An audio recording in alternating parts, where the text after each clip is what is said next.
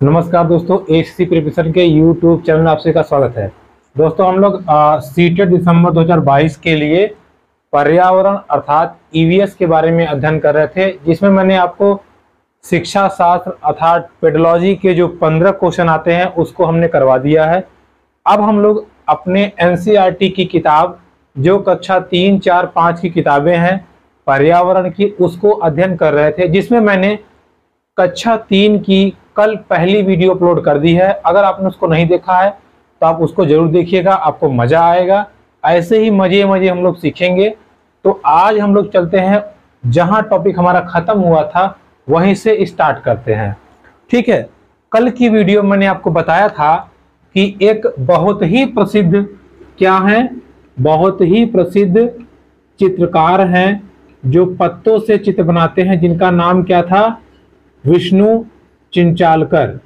क्या नाम था, विष्णु चिंचालकर। ये कहाँ के थे, मैंने आपको बताया था, ये हमारे थे मध्य प्रदेश का एक शहर है इंदौर। ठीक है, मध्य प्रदेश का एक शहर है इंदौर, ये यहीं के थे। ठीक है, मैंने आपको बताया था कि जो भी चीजें हम बताएंगे एक कहानी के माध्यम से अध्ययन कर लेंगे। तो अगर आपने पहला पार्ट देखा है तो वहीं से हम कहानी को कंटिन्यू करेंगे। ठीक है, और क्वेश्चन कैसे कैसे बनते हैं सबको निपटाते चले जाएंगे। देखिए, विष्णु चिंचालकर जी, पिछली वीडियो आपने देखा, ये क्या कर रहे थे, ये बाग में खड़े थे, बगीचे में। इन्होंने देखा पक्षियों की लड़ाई उड़ाई हो रही थी। अच्छा, वो सब देखने के पश्चात इन्होंने देखा, क्या देखा कि मोर का पंख कुछ बड़ा है, बाज का पंख कुछ और है, उल्लू का पंख कुछ और है, तोते का पंख कुछ और रंग का है। अर्थात इन्होंने ये निष्कर्ष निकाला कि पक्षियों के जो पंख होते हैं, पक्षियों के, भाई क्या निष्कर्ष निकाला इन्होंने, पक्षियों के जो पंख होते हैं वो क्या होते हैं, रंग बिरंगे होते हैं। ठीक है, इन्होंने क्या निष्कर्ष निकाला, पक्षियों के जो पंख होते हैं वो रंग बिरंगे होते हैं। साथ ही साथ इन्होंने देखा कि एक जो बड़ी पक्षी थी वो ऐसे पंख फैला करके अपने बच्चे को यहाँ क्या की थी, बचा के रखी थी। ठीक है, या उसको यहाँ ढक के रखी थी। अर्थात इन्होंने ये सोचा कि अपने बच्चे को ठंड से बचा रही है। अर्थात जो पक्षियों के पंख होते हैं, पंख होते हैं, ये इनको क्या करते हैं, गर्म रखते हैं। ठीक है, या इनको गर्मी प्रदान करते हैं। ठीक है, गर्मी प्रदान करते हैं। क्लियर, यानी कि पक्षियों के पंख अलग अलग होते हैं, अलग अलग आकार के होते हैं, अलग अलग रंग के होते हैं, साथ ही साथ इन्हें गर्मी प्रदान करते हैं, या आप कह सकते हो कि इन्हें, इनकी बॉडी को, इनके शरीर को गर्म रखते हैं। ठीक है, उसके बाद में साथ ही साथ आप ये छोटी जानकारी जान लीजिए कि समय के साथ इनके पुराने पंख गिरते रहते हैं, नए पंख आते रहते हैं। ये तो आपने देखा होगा, कई बार हम लोग ऐसे मोर पंख क्या करते हैं, ऐसे लाके घर में लगा देते हैं ताकि सांप ना आए, और हम लोग सोचते हैं मोर पंख लग गया अब सांप नहीं आएगा, जबकि ऐसा कुछ नहीं होता। ठीक है, उस मोर पंख को अगर आपने उखाड़ लिया या कैसे भी नाचते समय वो गिर गया तो समय के साथ फिर वहां नया पंख आ जाता है। ठीक है, तो पक्षियों के बारे में आपने क्या जाना, उनका जो पंख होता है रंग बिरंगा होता है, समय के साथ साथ पुराने पंख गिरते रहते हैं और नए पंख आते रहते हैं। साथ ही साथ आपने ये जाना कि पक्षियों के जो पंख होते हैं वो इन्हें गर्मी प्रदान करते हैं। ठीक है, अब आगे बढ़ते हैं। देखिए, इसके बाद में चिंचालकर जी क्या हुआ, अपना घर वापस आ गए। जब ये घर आए तो इन्होंने कहा अब हम बगिया उगिया घूम लिए हैं, हमको लगी है भूख और कुछ जल्दी से बना दो। तो देखिए, इनकी मम्मी ने कहा चलो तुम्हें क्या बना देती हैं, आलू। ठीक है, इन्होंने कहा कि आलू हम खाएंगे। तो मम्मी ने कहा रुको, क्यों परेशान हो रहे हो। तो इनकी मम्मी ने पहले इनको आलू क्या किया, सेक कर दिया। भाई जैसे हम लोग क्या करते हैं, रोटी सेकते हैं ना, फूल जाती है, तो सेक कर दिया। तो इन्होंने कहा मम्मी थोड़ा कम पका है, कुछ और करो ना। उन्होंने कहा ठीक है लाओ बेटा दो। उन्होंने उसको उबाल दिया। क्या कर दिया, उबाल दिया, आलू को उबाल दिया। आप उबाला आलू भी खा सकते हैं, जब ऐसे बहुत सारी महिलाएं जब व्रत रहती हैं तो उबाला आलू खाती हैं। फिर इन्होंने कहा मजा नहीं आया, इन्होंने कहा लाओ अच्छा दो, तो इन्होंने भून कर दे दिया, लो अब खाओ। ये भून के खाए, कहा हाँ अच्छा तो आया बट भूनने में राख ओख लग गई, मजा कम आया। कहा अच्छा लो। इन्होंने तेल में क्या कर दिया, फ्राई कर दिया या तल दिया। अर्थात इन्होंने, इनकी मम्मी जी ने भोजन को 4 तरीकों से बनाया है। देखिए आप भी भोजन को या तो सेक कर बना सकते हैं, या तो उबाल कर, या तो भून कर, या तो तल कर। अर्थात भोजन पकाने की 4 विधियां हैं, सेक कर, उबाल कर, भून कर, तल कर। सेक कर, उबाल कर, भून कर, तल कर। ठीक है, तो आपसे डायरेक्ट एग्जाम में क्वेश्चन पूछता है निम्नलिखित में से भोजन पकाने की सही विधियां कौन सी हैं, तो ये चारों दिया रहेगा। ठीक है, चारों दिया रहेगा। एग्जाम में कभी कभार आपको एक यहां हटा के लिख देगा ऐसे ही कच्चा, तो आप समझ जाइएगा कि हमें चारों को पकड़ना है। कौन कौन से, सेक कर, उबाल कर, भून कर, तल कर। ठीक है, सेक कर, उबाल कर, भून कर, तल कर। अच्छा, अब ये खा पी के आराम से सो गए। कौन, चिंचालकर जी। ठीक है, एक स्टोरी के माध्यम से हमें अध्ययन करना है ताकि हमारा भूले ना। अच्छा, सोने के बाद में जब ये सुबह उठे, कहां के थे ये भाई, ये थे हमारे मध्य प्रदेश इंदौर के। अच्छा, जब ये सो के उठे तो देखिए अब इनको जाना था कहां, एयरपोर्ट यानी कि हवाई अड्डे पे। तो देखिए वहां जाने के लिए क्या करेंगे, या तो बस का इस्तेमाल करेंगे। ठीक है, अच्छा यहां नीचे लिखते हैं ताकि आपको पूरा क्रम से याद रहे। देखिए या तो बस का इस्तेमाल करेंगे, ठीक है, या तो कार का इस्तेमाल करेंगे। अब देखिए ये बस कार का इस्तेमाल करके कहां पहुंच गए, हवाई अड्डे पे। कहां पहुंच गए, हवाई अड्डे पे। अब देखिए यहां इनको क्या पकड़ना था, जहाज, यानी कि हवाई जहाज। हवाई जहाज से ये सीधा दूर की जगहों पे चले जाते। भाई बहुत बड़े चित्रकार थे, कहीं भी जा सकते हैं। अर्थात आपको पाठ में से देखिए पॉइंट आउट करिए, क्वेश्चन को क्या पॉइंट आउट करना है। क्वेश्चन को पॉइंट आउट ये करना है, क्वेश्चन आपसे बता रहा है कि एक जगह से दूसरी जगह हवाई यात्रा करनी हो तो किसका प्रयोग करेंगे, जहाज का। ठीक है, किसका प्रयोग करेंगे, जहाज का। हालांकि हेलीकॉप्टर का भी आप कर सकते हैं, लेकिन हेलीकॉप्टर का जिक्र आपकी पुस्तक में नहीं दिया है, तो आपको उतना ही पढ़ना है जितना आपकी पुस्तक में दिया है। तो क्या किया इन्होंने, बस कार से गए हवाई अड्डे पे, वहां से इन्होंने ली, किस लिए गए थे, जहाज लेने। लेकिन हो गई गड़बड़, इनको जहाज मिली नहीं, छूट गई।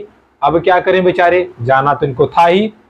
तब इन्होंने क्या किया, पकड़ लिया इन्होंने रेल गाड़ी। क्या पकड़ लिया इन्होंने, रेल गाड़ी। अर्थात ये रेलगाड़ी की मदद से अपनी यात्रा इन्होंने प्रारंभ कर दी। अब यात्रा प्रारंभ इन्होंने जब कर दी, करने के बाद ये गए कहां, ये गए केरल। कहां गए, केरल। ठीक है, कहां गए, केरल। अच्छा, रेलगाड़ी पकड़ के वो आ गए केरल। अब देखिए अब ये केरल जब आए तो इन्होंने देखा केरल आकर के कि यार केरल में जब ये गए, अच्छा केरल में घूमने लगे, चारों तरफ ऐसे घूम रहे थे अच्छे से, अपना कार से बस से घूम रहे थे। एक जगह ये पहुंचे केरल में, जैसे मान लीजिए ये है चिंचालकर जी, ये यहां पहुंचे। ठीक है, इनको जाना यहां था, मान लीजिए ये जगह है, यहां जाना था। लेकिन अब बीच में बड़ी सी आ गई क्या, नदी, पूरा पानी ही पानी। अब क्या करें ये, इन्होंने कहा चलो बस पकड़ लेते हैं। अब देखिए यहां था पुल, बस पकड़ने के लिए अब ये यहां आए, यहां से यहां जाएं, फिर यहां आए, तब यहां आए। तो इन्होंने लगाया अपना दिमाग। क्या लगाया, दिमाग। इन्होंने कहा ऐसा करते हैं हम यहां से पकड़ लेते हैं क्या, नाव। और ये नाव पकड़ सीधा डायरेक्ट पहुंच गए। कहां पहुंच गए, जहां उनको जाना था। देखिए अर्थात अब देखिए कहानी में ऐसे ही लिखा है। अब आपको समझना क्या है, इसमें समझना यह है केरल में नाव का प्रयोग एक जगह से दूसरी जगह जाने के लिए किया जाता है। केरल में नाव का प्रयोग एक जगह से दूसरी जगह जाने के लिए किया जाता है। Okay fine. देखिए जब ये केरल पहुंचे तो इन्होंने देखा कि भाई नदी है, हम कैसे जाएं, तो एक जगह से दूसरी जगह जाने के लिए नाव का प्रयोग किया जाता है। अब आप कहेंगे कि नाव का प्रयोग तो हम हर जगह करते हैं जहां जहां नदी है। हाँ हाँ बिल्कुल करते हैं, लेकिन केरल में ये बहुत ही ज्यादा होता है। जैसे हमारे यहाँ ऑटो चलता है ना, वैसे यहाँ नाव चलती है, इसलिए इसको पॉइंट आउट करना बहुत जरूरी है। ठीक है, तो आप इस बात को ध्यान रखे रहेगा कि केरल में नाव से लोग एक जगह से दूसरी जगह जाते हैं। ठीक है, आगे बढ़ें। अच्छा, यहां के बाद जब चिंचालकर जी यहां पहुंचे, इस जगह पर जब पहुंचे तो इन्होंने एक बड़ी अजीब घटना देखी। क्या देखी? देखिए, इन्होंने देखा कि एक घर में एक क्या है, लड़का है, एक क्या है, लड़का है, और एक क्या है, लड़की है। देखते रहिएगा। ठीक है, एक घर में जाकर के इन्होंने क्या देखा, एक लड़का है और एक लड़की है। चलिए इसका मान लीजिए बाल बड़ा बड़ा है। ठीक है, ये मतलब ये बॉय है और ये गर्ल है, एक लड़का है और एक लड़की है। लेकिन जब ये गए, इन्होंने देखा लड़का बेचारा आंख से देख नहीं पा रहा था। ठीक है, क्या था, अंधा था। अब ये लड़का अंधा था, लेकिन फिर भी इन्होंने देखा कि लड़का ऐसे अंधा था, पता नहीं क्या ऐसे एक किताब पे ऐसे ऐसे करके जैसे इन्होंने कहा बेटा पढ़ो ये क्या लिखा, उसने पढ़ के बता दिया कि सर ये राम लिखा है, ये श्याम लिखा है। तो इनको बड़ा आश्चर्य हुआ कि लड़का पढ़ कैसे ले रहा है। जब इन्होंने घर वालों से बात की तो घर वालों ने बताया कि देखिए हमने एक तकनीकी आई है, उस तकनीकी को लाया है। एक किताब ऐसी है जिस किताब में उभरे हुए अक्षर बने हुए हैं, जिसकी मदद से हमारा बेटा पढ़ ले रहा है। तो उन्होंने कहा उभरे हुए अक्षर, ये कौन सी किताब है? तब उन्होंने देखा कि उस किताब में जैसे मान लीजिए एक बिंदु, ठीक है, देखिए यहां देखिए, उस किताब में एक बिंदु, दो बिंदु, तीन बिंदु, चार बिंदु, पांच बिंदु और छह बिंदु, छह बिंदु बने हुए हैं और कुछ बिंदु ज्यादा उभरे हुए हैं। ठीक है, क्या हुए हैं, ज्यादा उभरे हुए हैं, और इन्हीं पे उनका लड़का ऐसे हाथ फेर फेर के पढ़ पा रहा था। और इस किताब को या इस विधि को क्या कहा गया था, ब्रेल लिपि, या क्या कहा जाता है, ब्रेल विधि या ब्रेल लिपि, अर्थात एक ऐसी पद्धति जो 6 बिंदुओं पर आधारित होती है और उसमें अक्षर उभरे उभरे होते हैं, उसको क्या कहते हैं, ब्रेल लिपि। ब्रेल लिपि को फ्रांस के लुई ब्रेल ने बनाया था। ये आप नोट कर लीजिए, फ्रांस के लुई ब्रेल ने इस लिपि का निर्माण किया था, क्योंकि एक दुर्घटना में उनके आंख पे चोट लग गई थी जिससे उनको दिखता नहीं था। तब उनमें इतना आत्मविश्वास था, इतना बल था कि उन्होंने अपने दम पे इस विधि का निर्माण किया, जिससे संसार के जितने भी अंधे बच्चे हैं वो पढ़ लिख सकें। ठीक है, तो ब्रेल लिपि का क्या प्रयोग है, अंधे बच्चों को पढ़ने लिखने के लिए ही ब्रेल लिपि का प्रयोग किया जाता है। ये 6 बिंदुओं पर आधारित होती है, 6 बिंदुओं पर आधारित एक विधि होती है। जैसे मान लीजिए, अब हमने कह दिया कि ये मान लीजिए ब्रेल लिपि है, देखिए ये ब्रेल लिपि है। ठीक है, 6 बिंदु यहां बना दिए हमने।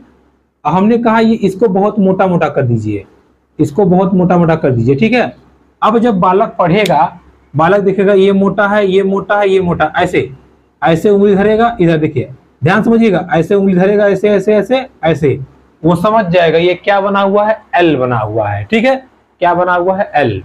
तो इस हिसाब से ब्रेल लिपि का प्रयोग अंधे बच्चों को पढ़ाने लिखाने में किया जाता है, जिसको किसने दिया था, लुई ब्रेल ने, जो फ्रांस के रहने वाले थे।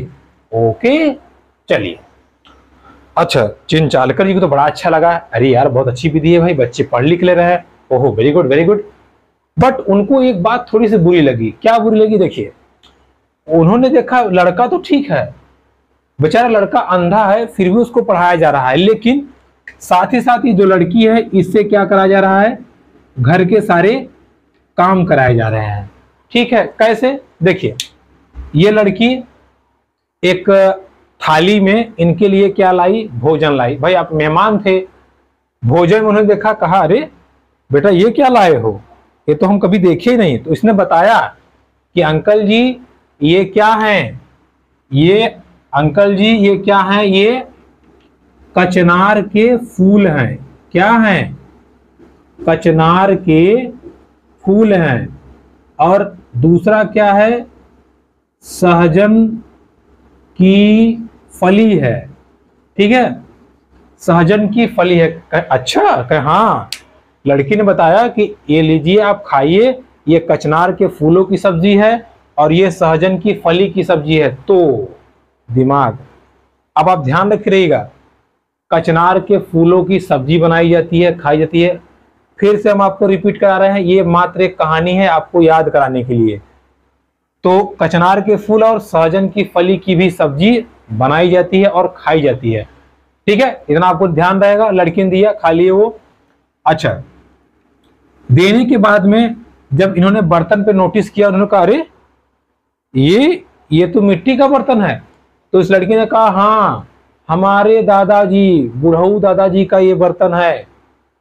बहुत पहले मिट्टी के बर्तन बनाए जाते थे, ऐसा दादाजी बताते थे, और उनको मजबूत करने के लिए आग में पकाया जाता था। ठीक है, तो इनको चिंचालकर जी को समझ में आया, ओ मतलब बहुत पहले मिट्टी के बर्तन बनते थे और उनको पकाने के लिए क्या करते थे हम लोग? आग में सेकते थे। तो यहां से भी एक क्वेश्चन पूछता है, मिट्टी के बर्तन को मजबूत करने के लिए क्या करते हैं? आग में सेकते हैं। वो आपसे कहेगा धूप में सेकते हैं, आग में सेकते हैं, ऐसे ही छोड़ देते हैं, या और कठोर मिट्टी का प्रयोग करते हैं। तो सबसे सही आंसर क्या होगा? आग में सेकते हैं। ठीक है, अच्छा, इतना करने के बाद में देखिए, ध्यान समझिएगा, ये लड़की तो उनको खाना खुशी खुशी दे दी। जब इन्होंने पूछा बेटा स्कूल जाती हो, तो उसका मुंह बन गया। क्या हो गया? उसका मुंह बन गया। कहीं नहीं, हम स्कूल नहीं जाते। क्यों? क्योंकि पापा कहते हैं, मम्मी कहते हैं बेटी तुम लड़की हो, तुम घर पे रहो, तुम क्या करोगी पढ़ लिख के। और भैया को थोड़े से कम देख पाते हैं, फिर भी उनके लिए सारी सुविधाएं हैं। तो चिंचालकर जी को बहुत दुख हुआ। उन्होंने क्या किया? समझाया, माता पिता को समझाया, नहीं बेटी को भी बराबर अधिकार दीजिए, उसका पढ़ने लिखने में सहयोग कीजिए, और आप लिंग के आधार पे, अर्थात जेंडर क्या कहते हैं, विभिन्नता को बढ़ावा मत दीजिए। अर्थात उन्होंने बताया कि जो जेंडर विभिन्नता अर्थात लिंग के आधार पे जो हम लोग भेदभाव करते हैं, उसको आप समाप्त कीजिए। क्योंकि ये गांव में गए थे, तो गांव में थोड़ी सी अशिक्षा होती है, उसको इन्होंने दूर किया। किसने? चिंचालकर जी ने। तो अब आपसे एग्जाम में पूछता है पर्यावरण में, ध्यान समझिएगा, पर्यावरण क्वेश्चन घुमा के पूछेगा, लेकिन आप घबराइएगा नहीं। देखिए, क्वेश्चन पूछेगा आपसे कि रीना हमेशा अपने घर में खाना बनाती है, इस कथन का उपयुक्त चुनाव कीजिए। तो आपसे कहेगा वह खाना बनाने में अच्छी है, यह एक लिंगी भेदभाव है। फिर आपसे कहेगा कि खाना बनाना उसको अच्छा लगता है, या लड़कियां ही खाना बना सकती हैं। तो आपसे कहेगा इसमें से कौन सत्य है। तो ध्यान रखिएगा, ये क्या है, इसमें जो सबसे गड़बड़ आंसर कौन सा है? लड़कियां ही खाना बना सकती हैं। ये लाइन कह रहा है कि लड़कियां ही खाना बना सकती हैं, मतलब लड़कियों को सीधा अलग कर रहा है। ये कहाँ का नियम है भाई?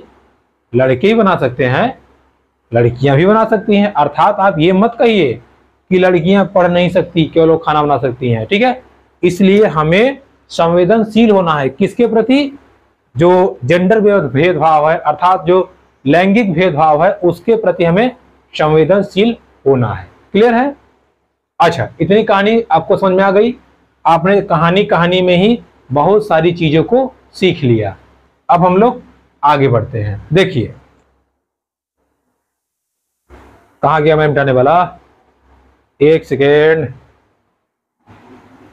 हाँ, देखिए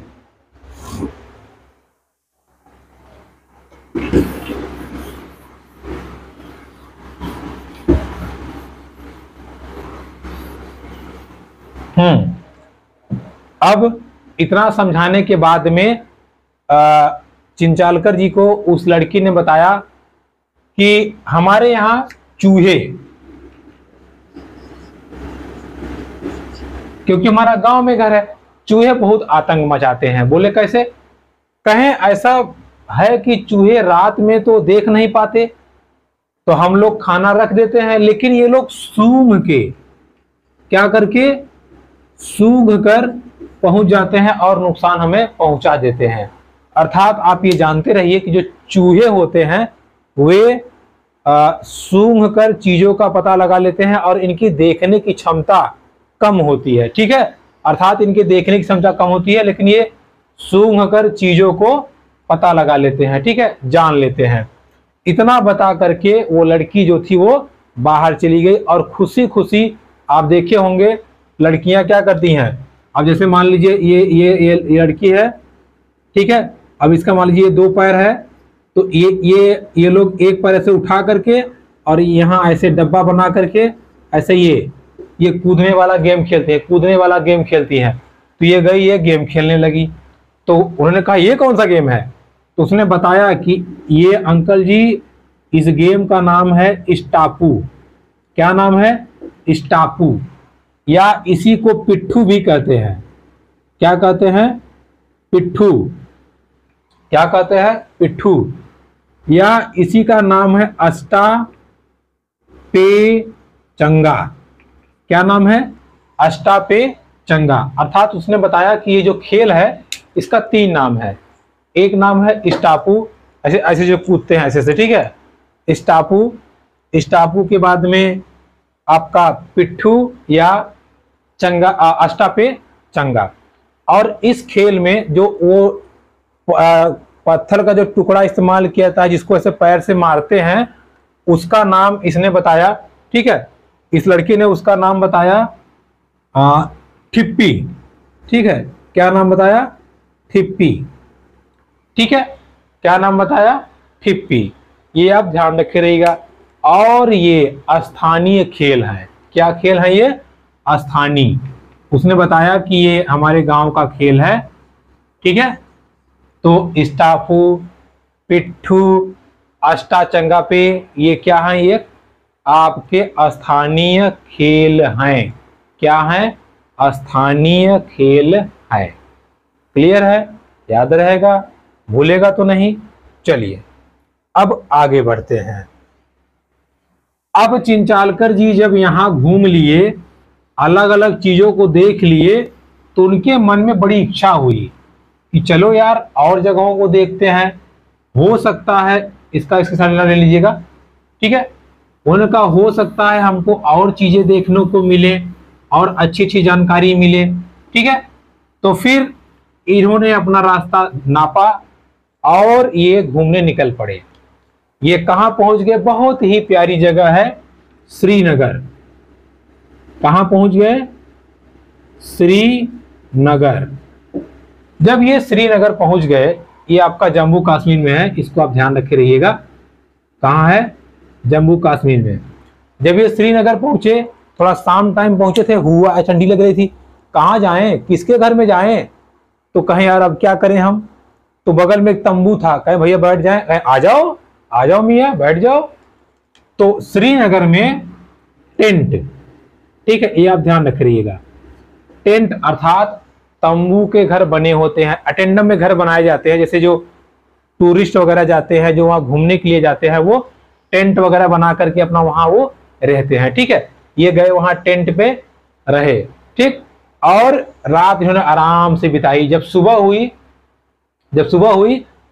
तो इनको चाय दिया गया। चाय में इन्होंने देखा क्या था? इलायची। क्या था? इलायची और बादाम। क्या था? इलायची और बादाम। और उसने कहा लीजिए आप ये चाय पीजिए। तो उन्होंने कहा नहीं, कहवा पीजिए। इन्होंने कहा ये तो चाय है। कहा no no, this is not chai, this is kahwa. हमारे यहाँ एक कहवा है, कहवा लीजिए और पिए। तो चिंचाल जी लाओ भाई, जो भी हो, ठंडी तो लगी रही है। तो आप ये ध्यान रखे रहिएगा, आपसे पूछता है एग्जाम में, किस जगह पर चाय में इलायची और बादाम मिलाकर पिलाया जाता है? श्रीनगर, जम्मू कश्मीर। कहवा, किस जगह पर चाय को कहवा कहते हैं? श्रीनगर, जम्मू कश्मीर। कहवा में क्या क्या मिलाया जाता है? इलायची और बादाम। क्या क्या? इलायची और बादाम। ठीक है, ये तो बात हो गई श्रीनगर की। जब इन्होंने चाय पी लिया, थोड़ी गर्मी उर्मी आ गई, कहे हाँ यार चलो अब घूमते हैं। क्या करते हैं? घूमते हैं। जब ये घूमने के लिए गए तो इन्होंने देखा, अरे ये क्या है? एक ऐसे घर घूमते, ऐसे तैरते हुए आ रहा था। इन्होंने कहा ये क्या है भाई? What is this? Oh my God. तो लोगों ने बताया अरे कुछ नहीं है, देखो क्या है ये। इन्होंने बताया देखो ये है नाव, और नाव पे बना हुआ है क्या? घर हमारा। काहे ऐसे देख रहा है? इसको क्या कहते हैं? House boat. क्या कहते हैं? House boat. तो उन्होंने कहा ओ ये बात है, हाउस बोट। पूरा पूरा घर वही को नाव पे रख दिया। तो नाव पे बने घर कहाँ होते हैं? श्रीनगर। और ये चल कहाँ रहे थे? अब जमीनिया थोड़ा को चलेंगे, तो नदी है। कौन सी नदी? झील है। कौन सी झील? डल झील। तो डल झील पर हाउस बोट चलते हैं जम्मू कश्मीर, श्रीनगर में। और उस जगह पर चाय में इलायची और बादाम मिला के दिया जाता है, जिसको हम लोग कहवा बोलते हैं। क्या बोलते हैं? कहवा बोलते हैं। इन्होंने कहा ओ एक इतना बढ़िया घर, हम अब हर जगह देखेंगे घर। तो ये यहां से कहां चले गए? जम्मू कश्मीर से ये चले गए हिमाचल प्रदेश। ठीक है, कहां चले गए? हिमाचल प्रदेश। ठीक है, हिमाचल प्रदेश के मनाली में। कहां चले गए?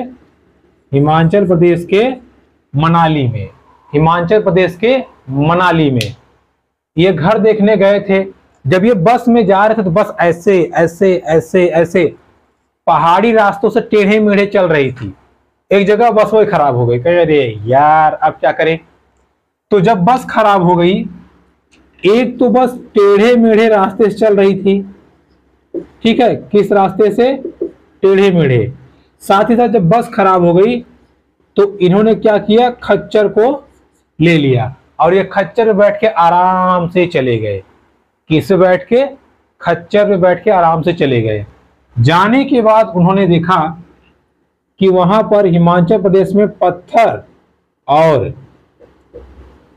और लकड़ी के घर बने होते हैं। ठीक है, लकड़ी के घर बने होते हैं। अर्थात चिंचालकर जी ने देखा हिमाचल प्रदेश में पत्थर और लकड़ी के घर बने होते हैं। साथ ही साथ उन्होंने ये भी देखा कि हिमाचल प्रदेश जब हम जाते हैं तो जो बस है या कार है वो टेढ़े मेढ़े रास्तों से चलती है। ठीक है, और अगर आप ज्यादा फंस गए हो तो खच्चर ले लो, वो पहाड़ी रास्तों पे आपको गुजार के लेके चले जाएंगे। ठीक है, तो ये बात कहाँ की हो गई?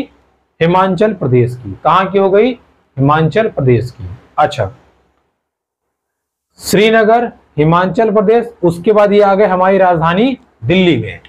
कहां आ गए? दिल्ली में। अब देखिए, इन्होंने देखा कि दिल्ली में तो यार बिल्डिंग बिल्डिंग बिल्डिंग बिल्डिंग बनी हुई है, यानी कि बहुत बड़ी बड़ी इमारतें बनी हुई हैं। साथ ही साथ इन्होंने देखा बहुत सुंदर घर भी बने हुए हैं। बहुत सुंदर घर भी बने हुए हैं। थोड़ा सा और आगे गए तो देखा कुछ बेचारे गरीब लोग कहाँ हैं? झोपड़ियों में हैं। कहाँ हैं? झुग्गी झोपड़ी में भी रहते हैं बेचारे। और आगे गए तो कुछ बेचारे सड़क के किनारे ही सो जाते हैं, यानी कि फुटपाथ पर। ठीक है, फुटपाथ पर। अर्थात बड़े बड़े शहरों में बड़ी बड़ी इमारतें भी होती हैं, घर भी होते हैं अच्छे अच्छे, झुग्गी झोपड़ी भी होती हैं। साथ ही साथ कुछ ऐसे भी बहुत गरीब होते हैं, हमारे देश की विडंबना है, जो बेचारे कहाँ रहते हैं? सड़कों पे सोते हैं, फुटपाथ पे सोते हैं। ठीक है, ये इन्होंने कहाँ देखा? दिल्ली में। इसके बाद में देखिए, अगर मैप पे देखेंगे तो श्रीनगर, उसके नीचे आता है आपका हिमाचल प्रदेश, थोड़ा सा इधर आएंगे तो आपका आता है दिल्ली, और ये चले गए इधर पूर्वोत्तर भारत में। वहां कहां मिल गया इनको? असम। कहां चले गए ये? असम। जब ये असम में गए तो इन्होंने देखा वहां पे, भाई असम में जब ये पहुंचे तो बड़ी बारिश होती है, बहुत बरसात होती है, ठीक है। तो वहां देखे बहुत बारिश हो रही थी। इन्होंने कहा अरे यार, यहाँ तो हमारा पूरा, जैसे ही घर से कदम रखेंगे पूरा कचरा कचरा कचरा, पूरा हिल्ला लग जाएगा, चहला लग जाएगा। तो इन्होंने कहा चलो फिर भी देखते हैं, आ तो गई हैं। लेकिन जब ये गए तो ऐसे देख रहे थे, ऐसे ऐसे ऊपर देख रहे थे। क्या देख रहे थे? इन्होंने देखा वहां के जो घर है, कहाँ के, वहां के जो घर है वो बांस के खंभों पर बने हुए हैं। देखिए ये बांस के खंभों पर वहां के घर बने हुए हैं, और ये खंभे 10 से 12 फीट की ऊंचाई पर थे, ठीक है। कितनी फीट की ऊंचाई पर?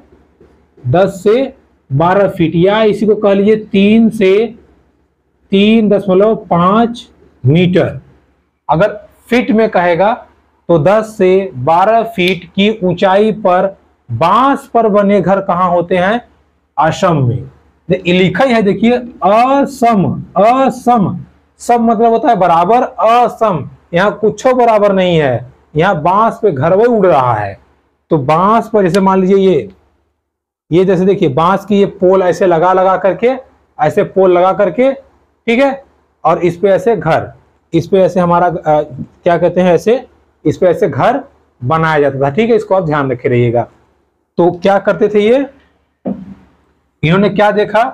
असम में बांस पर 10 से 12 फीट की ऊंचाई पर घर बने होते थे, या 3 से 4 मीटर की 3 से 3.5 या 3.5 की मीटर की ऊंचाई पर घर बने होते थे। तो आपसे पूछता है कि जमीन से 3 मीटर की ऊंचाई पर बने घर कहां देखने को मिलते हैं? असम में। या 10 से 12 फीट की ऊंचाई पर कहां मिलने देते हैं? असम में। या आपको क्वेश्चन थोड़ा सा घुमा के पूछेगा, कहेगा मोहन एक जगह जाता है, वहां उसने देखा कि लगातार वर्षा होती है तथा वहां पर जो घर बने होते हैं वो जमीन से 10 से 12 फुट या 3 से 3.5 मीटर की ऊंचाई पर बने होते हैं। वह किस जगह पर है? तो वो कहां है? असम में।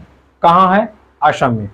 अब आपके दिमाग में चल रहा होगा कि इस हिसाब से तो हमें हर राज्य का घर देखना पड़ेगा। नहीं, बिल्कुल नहीं देखना है। सीटेट के अकॉर्डिंग वो सिलेबस से एक भी क्वेश्चन बाहर कर नहीं देता, और ना ही आज तक दिया हुआ है। तो सीटेट में जितने राज्य का जिक्र आएगा वो देखेंगे, जितने घर का जिक्र आएगा वो देखेंगे, बस।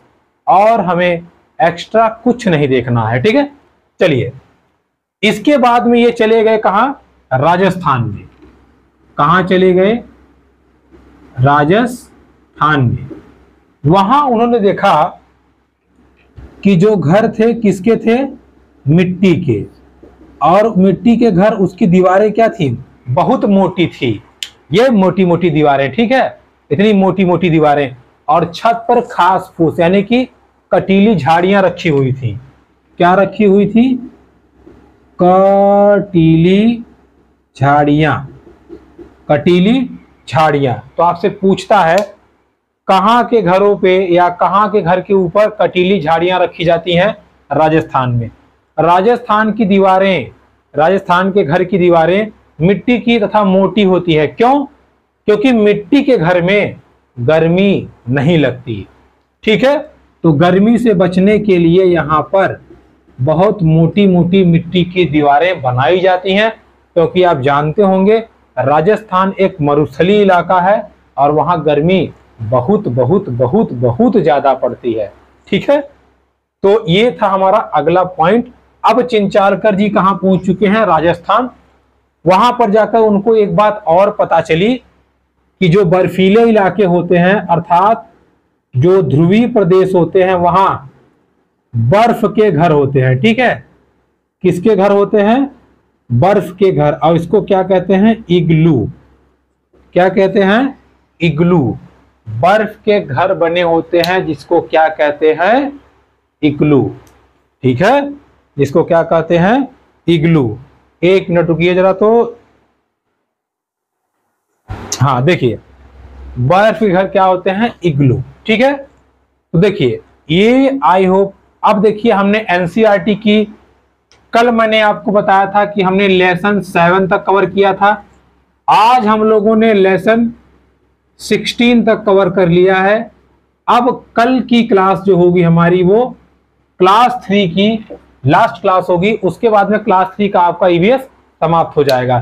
तो एक कहानी के माध्यम से केवल एक पॉइंट विष्णु चिलचालकर जी को पकड़ के हम लोग कहानी के माध्यम से आपके लिए मेहनत करता हूं, ताकि आपको समझ में आए।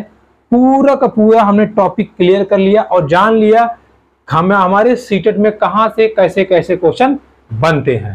ठीक है, तो अगर वीडियो पसंद आई है और आपको लगता है कि हाँ, पढ़ाने का थोड़ा डिफरेंट तरीका है, आपको समझ में आ रहा है, तो please like, comment, share and subscribe my YouTube channel. मिलते हैं आपसे ऐसे ही एक और नए धमाकेदार वीडियो में। तब तक के लिए नमस्कार, धन्यवाद।